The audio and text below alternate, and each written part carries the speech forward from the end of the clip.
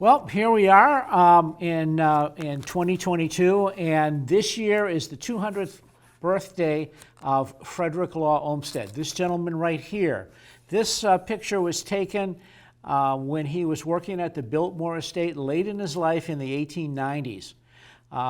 He is known, of course, as America's foremost landscape architect, but he lived a long life and had many things to do before he struck upon landscaping as his career. In the 1830s, he was very interested in scientific farming, wrote a journal about that, and just prior to the Civil War in the 1850s, he was commissioned to go to the South and tour from the coast all the way through to Alabama and look at the conditions of slave plantations there. So his report became a book called The Cotton Kingdom, which, along with Uncle Tom's Cabin, helped turn public opinion against the slave system and add to the abolitionist movement that was already going on in the country. When the Civil War finally broke out, he didn't shirk. He was a little bit old to serve. He was about 40 years old. So he took up the idea of helping the soldiers and formed something called the Sanitary Commission, which was the forerunner of the Red Cross. Later in the war, after that was well established, he went to California and managed a gold mine for a couple of years, finally coming back to the East Coast where most of his work was going to be done. Now, his first commission as a landscaper was at Central Park, and that actually began a couple of years before the Civil War, and he worked with an Englishman named Calvert Vaux, who did a lot of the early design work.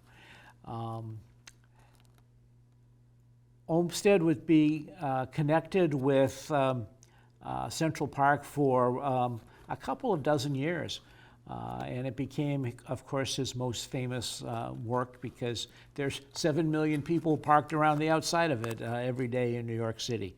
But he very quickly became famous and picked up a number of commissions, including, relevant to us, I think, the Capitol building in Washington, D.C.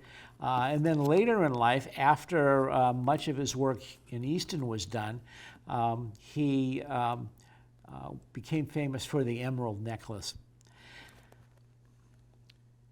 While he was living in New York working with the Central Park project, he lived on Staten Island. And another person lived on Staten Island as well, and that just happened to be H.H. Richardson, who at that time was designing gas jets for Tiffany and Company. But Richardson very quickly turned to the career he was trained for, which was architecture. So they knew each other on Staten Island. Richardson, because he had gone to Harvard, very quickly picked up a number of commissions in the New England area. So he got here a few years before Olmsted came back from New York. And when they did get here, they settled within a few streets of each other in Brookline, Massachusetts. They collaborated on a number of things, and their very first collaboration was here in Easton on the Rockery Oaks Ames Memorial Hall project. Olmsted ultimately would do a number of commissions in town. Perhaps his most famous one was sheep pasture, where we can all see sort of the remains of his work today. He also did Langwater, which is a private estate, and Spring Hill, which is a private estate as well. And technically, he did the grounds of the railroad station, but his big contribution there was basically to have a circular drive come up under a circular carriage porch, porte cochere, and he didn't do much beyond that. His first commission, as I said, was Oaks Ames Memorial Hall. That was the second job that Richardson got here. The first one was, of course, the library in 1877. The hall was commissioned in 1879 and completed in 1881. And then the Rockery project began late in 1881. They were conceived as a dual project. It was understood while Olmsted was designing the Oaks Ames Memorial Hall. His biggest contribution there is the fantastic stairway that goes up to the hall. The Rockery would be coming along as a second thing. And I decided today to focus in on the Rockery and talk about a couple of things. We're going to go a little bit beyond Richardson and Olmsted to look at the history of the Rockery right down to the present. Colleen Corona used to say that the shovel works was the heart of Easton, and that's one of the reasons we fought so hard to preserve it. But I think that the Rockery really is the heart of Easton. It shows the ebb and flow of interest in history in the town and the vicissitudes of keeping up a memorial. Now this picture over here comes from the 1920s, and it's a blueprint that shows the basic shape of the Rockery. And that's something that you don't often see today because of the vegetation that's growing on there. The original concept was to build a wall that looked like a fortress and then have the plants grow up over it, symbolizing peace conquering war. Conceivably, Olmsted wanted a balance between peace and war, but unlike in the real world, peace, the vegetation, takes over almost instantaneously whenever it's landscaped in here. The other thing I wanted to point out is the fact that initially there was a road where you could drive your wagon across the front of the Rockery. So instead of having the street comes down this way and go up this way like it does today, you could actually go this way, making an even more complicated intersection. This came straight down off the top of the hall and across the memorial.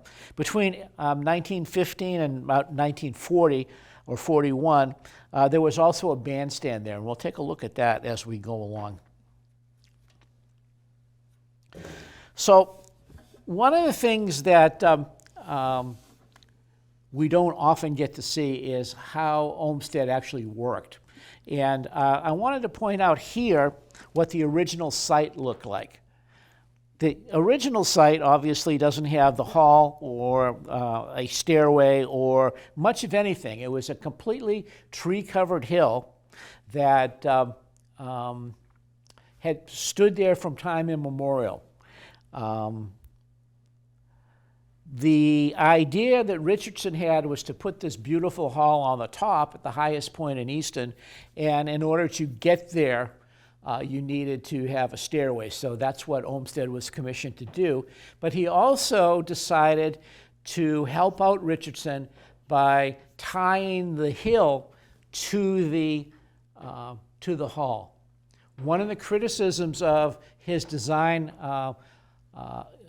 for the Capitol grounds was that the Capitol sits up on Capitol Hill in Washington, D.C., and looks like it's about to slide off because the hill is so steep and there's nothing to connect the greenery of the hill with the marble of the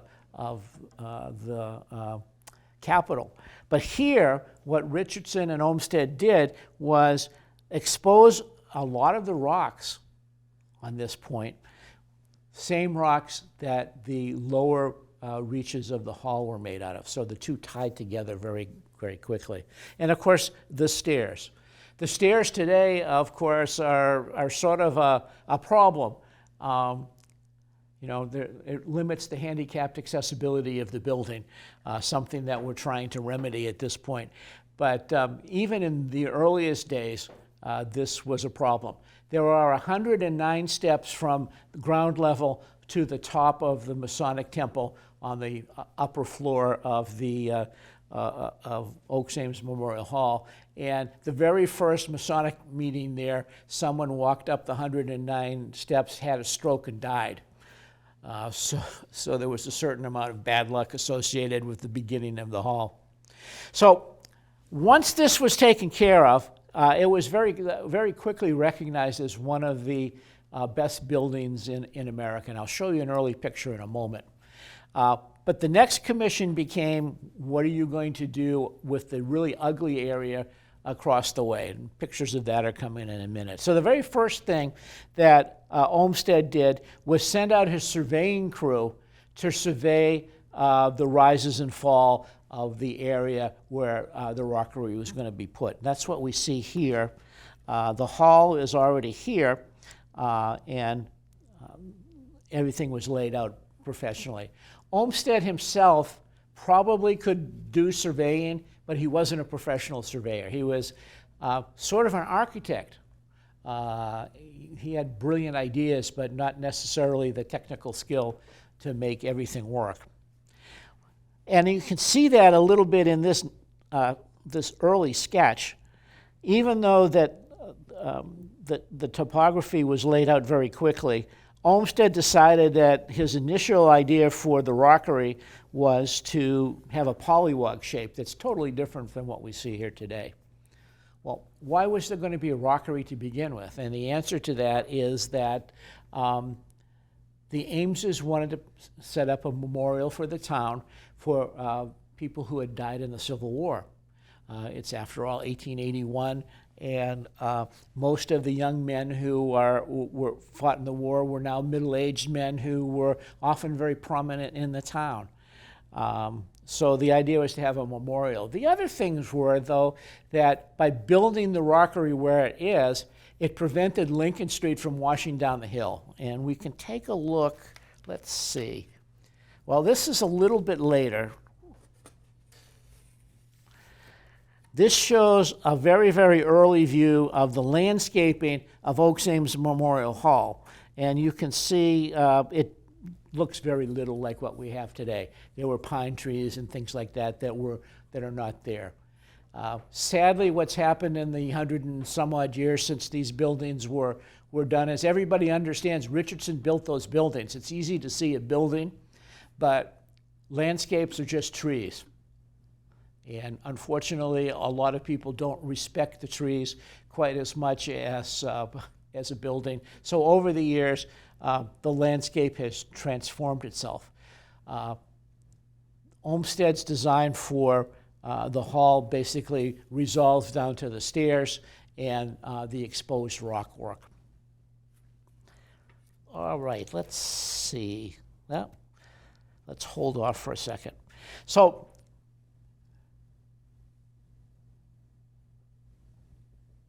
erosion was washing Lincoln Street down into the area in front of Oaks Ames Memorial Hall, and it looked really bad. Let me find the picture that I'm looking for here. Hopefully it's here. Maybe it's not here.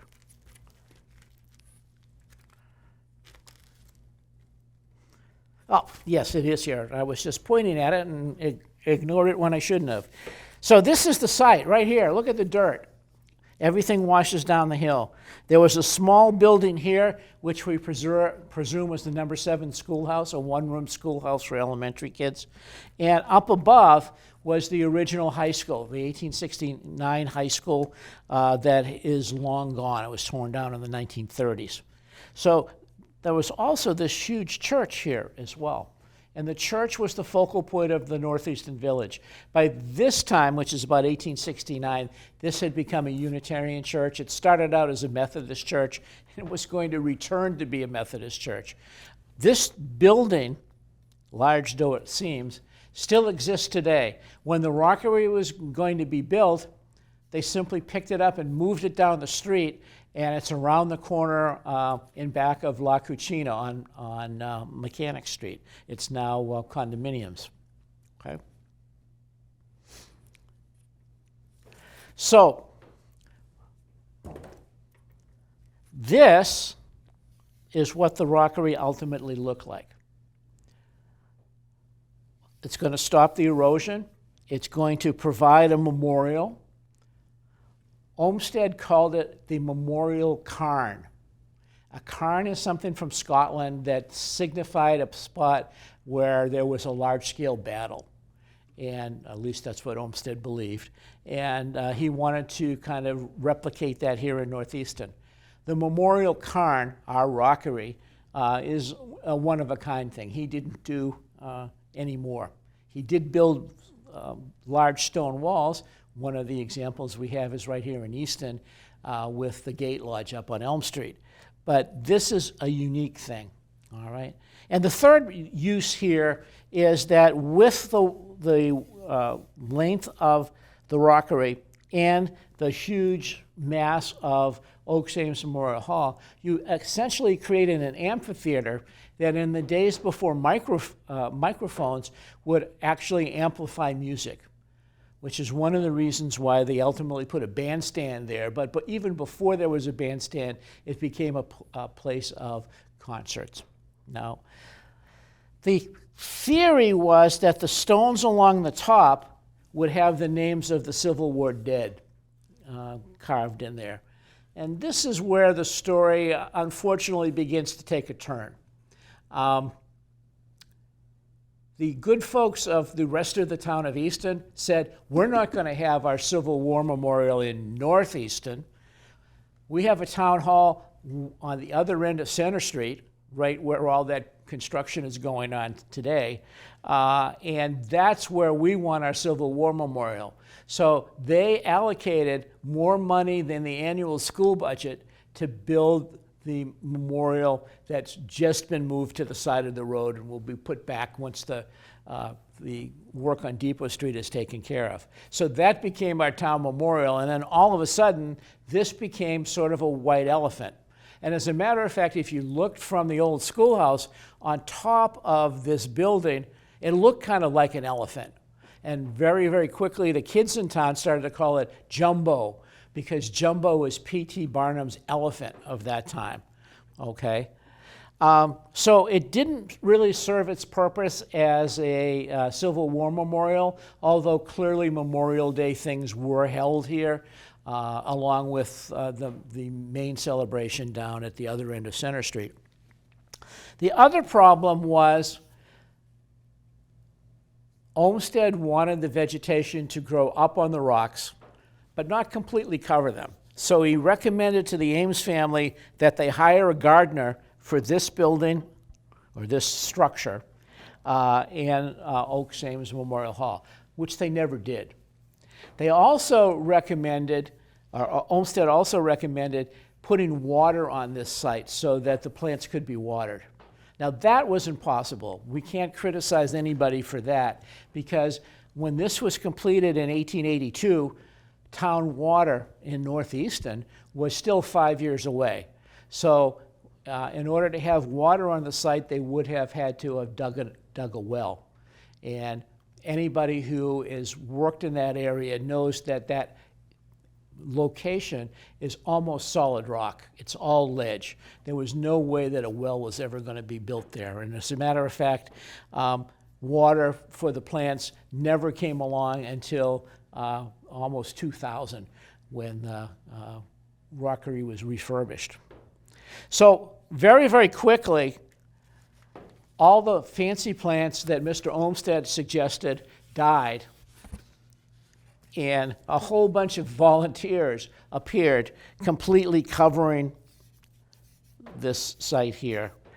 And in 1887, which is about the time that this picture was made, Olmsted wrote to Oaks Andrew Ames, who was the president of the shovel company at the time, saying, hey, don't associate my name with this thing, because it's not the way I wanted it to be. It looks like a mere jumble or rockery, and that's where the name rockery comes from. People oftentimes would make a fake little ruin in their garden and call it a rockery. He was unhappy that the plants that he had provided to the Ameses had all died, that they hadn't hired a gardener, and he was even unhappy with the structure itself. The stonework came from a quarry right around the corner where the Council on Aging, Frothingham Hall, is located today. If you go up on there, you can actually see the drill marks where these things were quarried out. Now, It's generally been assumed, and it's probably true, that guys who had worked at the shovel company who during slack times had nothing to do were the folks that built the wall here. However, I've just done a little bit of research and found out that Norcross brothers, the engineers, the professionals that had built Oaks Ames Memorial Hall, were also supervising this project. So Olmsted probably was a little hard on the workers who built this, but still, he was upset, all right? Now, the memorial cairn became famous. It was the only one that Olmsted ever did, and it's going to have a lot more history, as we'll see in a second, but it's interesting. Scholars from outside still call it the memorial cairn. We here in Easton call it the rockery. People in an older generation did call it the jumbo or the jumble, but it's known as the rockery. And I can remember a scholar came and visited and was lecturing me, telling me, oh, isn't this wonderful? This is the memorial cairn. And I made reference to the rockery. And the scholar said, oh, no, it's the memorial cairn. And my answer to that was, well, we had spent $250,000 to fix it up. I figured we could call it anything we wanted to. So that name is going to be the rockery. So this is what it looked like in 1886. Over the next 30 or 40 years, things changed a little bit. This is actually a close-up of that 1886 thing, showing the archway. The arch, according to some people, was Olmsted's idea of making it look like the natural bridge down in West Virginia. But it was cool, and it's actually the strongest part of the whole design. That's not going to fall down. That's earthquake-proof.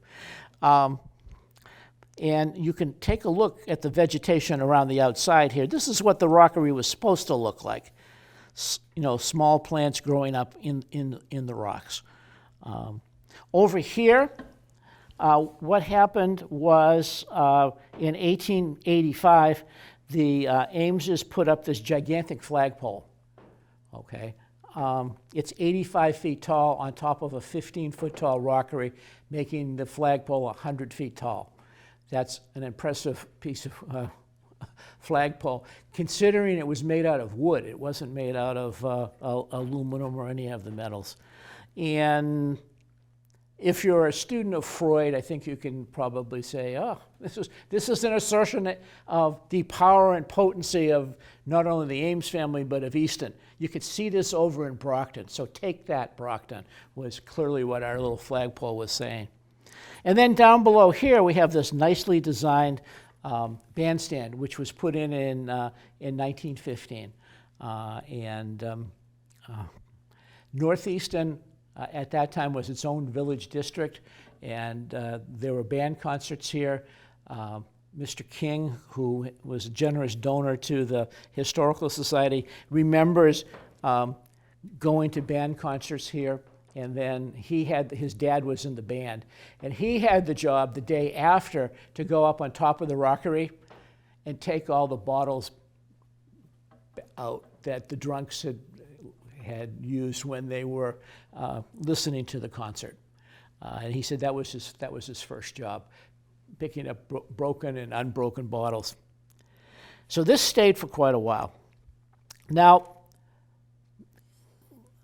in 1903, the Ames family called in Olmsted's firm. Olmsted was passed away, so it was his son and stepson,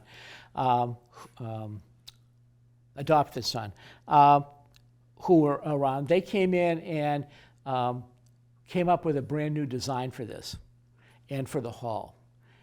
It was a very complex piece of landscaping. It used some of the plants that Olmsted had originally planned to use on the rockery, but to the best of our knowledge, that was never implemented. So the rockery continued to look kind of shaggy with a nice, beautiful bandstand in front. After World War I, for some reason, somebody, whether it was the town or whether it was the Ames family itself, decided to do something about this and completely redesign the rockery. And what they were going to do is use the bandstand as a centerpiece actually moving it over a little bit, and then taking the wall that was here and turning it into an amphitheater with seats, stone seats, that you could sit on for these concerts. The memorial for the World War I veterans would be up here in this area here. This is a very, very rarely seen picture. This is the only known example of this particular project. It never was carried into effect. Sometime around this time period, hemlock trees were planted around here, and their thing stood for a long time. All right. This is a very pretty design, and it would be nice to see it today. Well, 1941 rolled around, and just like Ted Williams's Last at Bat, which was seen by 200,000 people in a Fenway Park that only seated about 30,000 people, everybody in town claims to have been there when Gene Autry appeared. He was the famous singing cowboy. He appeared November 11th, 1941. Hopefully after we commemorated Veterans Day, but over 3,000 children, and presumably their parents, came to hear him sing. He was a friend of the Ameses and actually appeared here in town often when he made appearances at some of the nightclubs in Boston. Okay. Shortly after he appeared in 1941, the war broke out. Blackout regulations and things like that meant that there was no longer time for band concerts, and so the bandstand was taken down. After the war, the Ames family, and this time we know for sure, the Ames family decided to create a World War II memorial. And this piece here is that plan. It's significantly different than the one that was suggested for World War I. Clearly what they were looking to do is this would almost look more like a battleship than the walls of a fortress, presumably because so many of the Ames men had served in the Navy during the war. Okay, so the front end was going to be changed, the archway was going to be changed, the wall here was going to be changed, and then the memorial would be tucked away over here. No seats really, but tucked away. And then plants would be put on the top, which was very strange because this was going to be designed by the Olmsted people, now almost the grandchildren of Olmsted. And it doesn't make sense. If you put trees on top of a pile of rocks, the roots are going to push the rocks away, okay? Perhaps they didn't see that as a big problem because the rocks were already falling away. We have stories of rocks from this front end here just rolling down the hill into Sundell's gas station, causing significant problems. At any rate, the story goes, and this may be a legend, but you know the old line from the John Wayne film, The Man Who Shot Liberty Valance, when the legend becomes reality, print the legend. So the story is that David Ames Jr., David Ames, the father of Bill, our Grange master, and Fred and young David, who's now 80, was given the task of supervising the new construction. And they started by knocking down the area that was damaged already. And supposedly the legend says they had a wrecking ball smashing the archway, and indeed some pieces were knocked off. But the archway was strong, so the thing was going very slowly, when all of a sudden the Ames women, we know it was Mrs. Frothingham, and we believe Blanche Ames as well, came down and said, you know, hold off, this is not what you should be doing.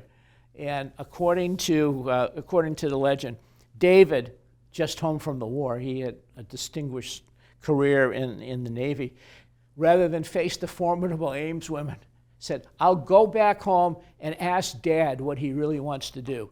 And he went home, and Dad had taken off on a fishing trip and wasn't going to be back for 3 weeks. So the project stopped and never started up again. And finally, in about 1950, one of the Ameses sent a letter to the Olmsted people saying, you know that plan we had? Well, the Ames women don't want to do it, and we're not going to do it. So we're lucky to have the rockery, damaged though it was, because of that story. So as many of us remember, this whole eastern end began to deteriorate very, very badly. And around 2000, when I came back to teach in Easton, a number of things happened.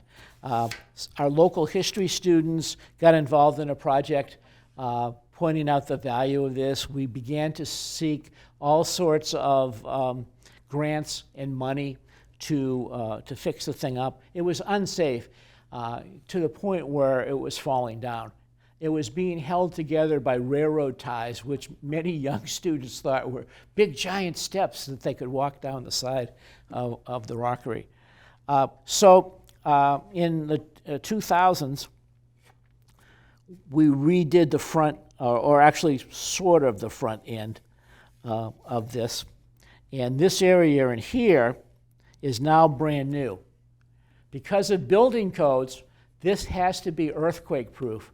So every stone in this area here is actually drilled out, has an iron or steel rod in the back of it, and that steel rod is attached to a steel mat so that nothing will fall off.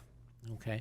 Because it's a structure, the building inspector also required us to have a railing up there so that nobody would jump off, even though the railing's like 2 inches taller than the rocks. That's just the rules. Now, the one thing we weren't able to do, because first of all, we ran out of money, and second of all, there's a technical issue, is we couldn't fix the front. So that front piece, the highest point, is still low and damaged. And the reason, the technical difficulty was if we raised it up, kids, even little kids, would be able to reach up with a baseball bat or even jump up and hit the power wires next to the facility. So that hasn't happened yet. Trying to get the utility company to actually move things. Anybody who's followed our road reconstruction down on Depot Street know that's a slow process. And we just never faced up to that. So there's still work to be done to restore this to the way it was, but this is the way that it looked in 2000, sort of the way it was supposed to be looking.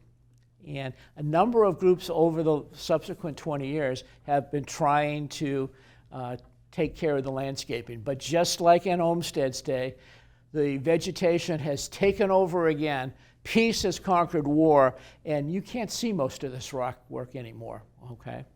So one of the big questions is, what should we do about this? And the answer is, we actually did bring in a landscape architect to try to restore what Olmsted originally intended. So we actually have 4 sources. The Ellicott Arch at Fairstead were big walls that Olmsted had taken and built in other areas. So we took the plants from there. The Olmsted letter of 1887, where he said, you let these plants die, and he lists 4 or 5 plants.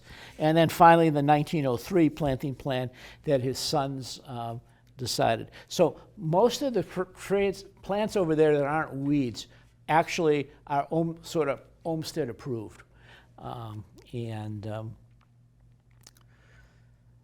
We don't want to cut them down, really, but yeah, it's kind of shaggy looking, and people complain about it, but that's probably the way that it was going to look.